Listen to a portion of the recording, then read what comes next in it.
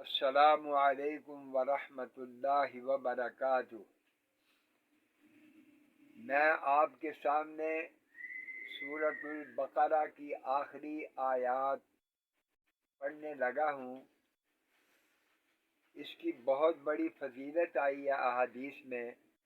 جو انسان اس کو صبح شام پڑھتا ہے، اللہ تعالیٰ اس پہ بے شمار اپنی رحمت نازل فرماتا ہے، اور اللہ اپنی امن و امان اور حفاظت میں اس انسان کو کر لیتا ہے۔ اعوذ باللہ من الشیطان الرجیم، بسم اللہ الرحمن الرحیم۔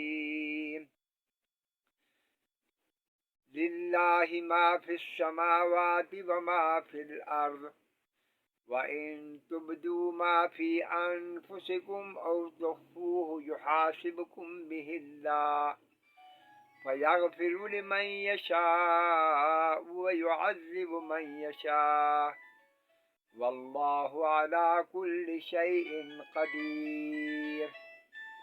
آمَنَ الرَّسُولُ بِمَا أُنزِلَ إِلَيْهِ مِن رَّبِّهِ وَالْمُؤْمِنُونَ كل آمن بالله وملائكته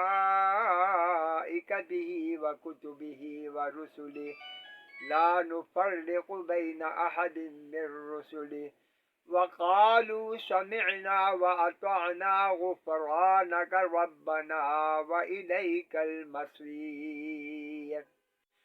لا يكلف الله نفسا إلا وسعها لها ما كسبت وعليها ما اكتسبت ربنا لا تؤاخذنا إن نسينا أو أخطأنا ربنا ولا تحمل علينا إصرا كما حملته على الذين من قبلنا ربنا ولا تحملنا ما لا طاقة لنا به واعف عنا واغفر لنا وارحمنا أنت مولانا فانصرنا على القوم الكافرين۔